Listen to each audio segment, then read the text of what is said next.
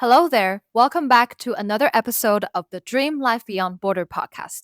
I'm your host, Lois. And for those who don't know me, I'm a life coach with 10 years' experience of living, studying, and working abroad. I created this podcast to share with you my experiences and knowledge that I learned along my own journey, so you can get to your destination faster and easier. If you're planning to move abroad or you're already living that expat life, I encourage you to keep following this podcast to learn more about the topic of relocation and living abroad. Other than subscribing this YouTube channel, you can also find me on Instagram at Dream Life Beyond Borders. Or if you're in need of talking to someone, I also provide one-on-one coaching service, so you can check the link below in the description and book a call with me. Okay, let's get started. Today in this episode, I want to talk about the number one factor that I think helps people make it when living abroad. Before you listen to what I'm about to tell you, I want you to pause this video and leave a comment below and share what you think is the number one factor of making it when living abroad. I find it interesting that everyone would have a different answer, and I'm very curious about what you think.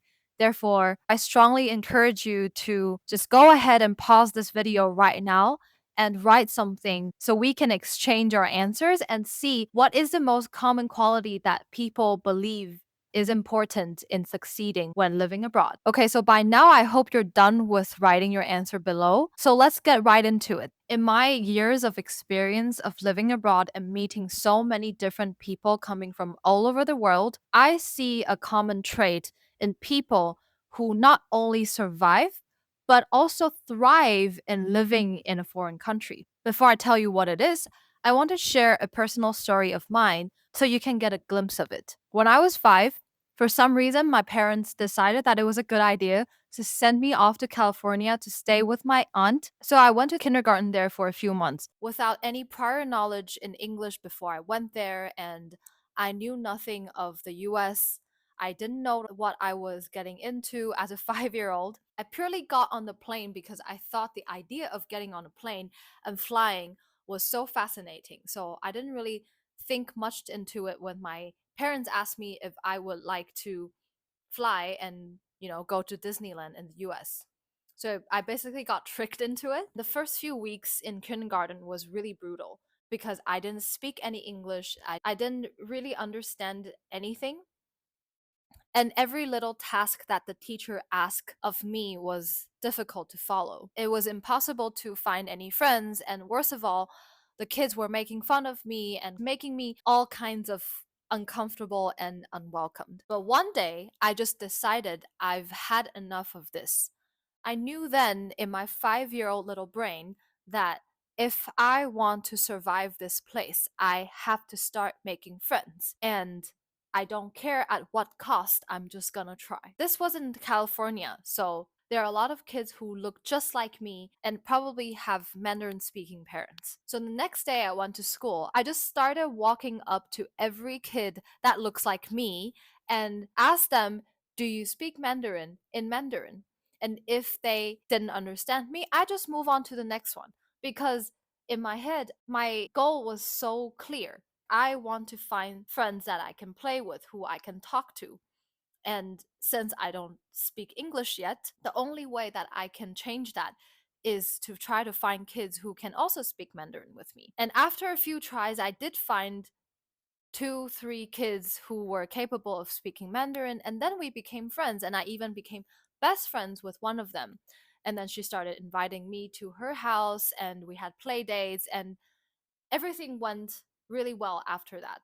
And gradually, I also picked up English, so I was able to also play with other kids. Now, can you think of why I mentioned this story to illustrate the point that I'm about to make? I told this story because I believe that the number one success factor in making it when living abroad is to not be afraid of putting yourself out there. Ever heard of the sentence, if you don't ask, the answer is always going to be no? I believe that this is the difference between people who barely get by and the people who find success in everything that they do. Those who make it aren't just lucky. It's not that they're just doing the things that everybody else is doing, and then opportunities and friends and connections just fall into their laps. They go out there and they look for it. They are not afraid to ask.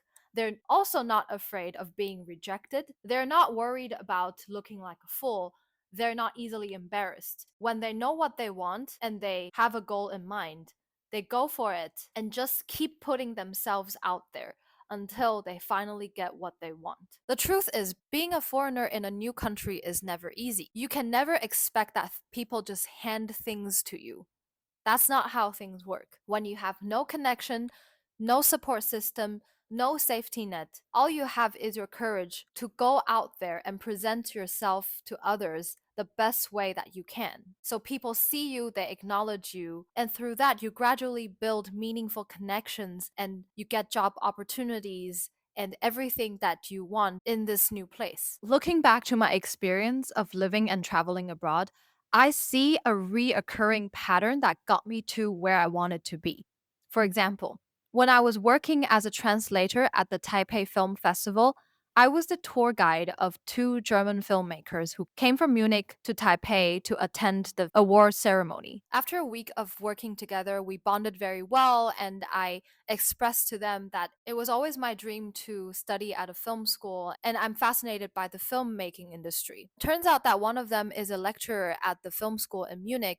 So he offered that if I ever want to attend film school, he could arrange it for me to go there as a guest student for a semester. A year later, when I was in Barcelona, I was feeling unfulfilled with the study program I was in. So I messaged him to ask if I could take up his offer. And he did help me with the guest student application. In the end, I got in and I spent a very valuable semester at the film school in Munich because I wasn't afraid of putting myself there and ask for an opportunity. Another example is that when I was applying for my master's study, everyone was telling me that it was impossible for me to ever get in because I didn't come from the health science background. I was told that the only way I could do health science in Germany is to start from bachelor's. I didn't listen to them. Instead, I took a ton of online courses provided by the best universities in the world on health science, and I submitted my application regardless. In my application, I showed them that I had the drive to take all these courses while I was working to make up for the knowledge that I didn't learn in my bachelor's degree. I gave it my all to write my motivation letter and prepare for the interview. And in the end, I got in this program of my dream because I didn't let other people's negativity and disapproval put me down. I went for it and I gave it my best try. I hope my stories have inspired you that despite what you think of yourself and what other people have said to you, if you're willing to put yourself out there and if your skin is thick enough to go out there and get rejected 100 times and you're still not giving up, there is a very good chance that you will succeed and you will make it in whatever you choose to do. Let me know if you agree with what I said in this episode and if there's something else I didn't mention but is important as well. If you haven't already done it, check out the other episodes and don't forget to like and subscribe. If you want to have a direct chat with me, you can also book a call via the link in the description below. I hope you have a nice day or evening, and I'll see you in the next episode. Bye!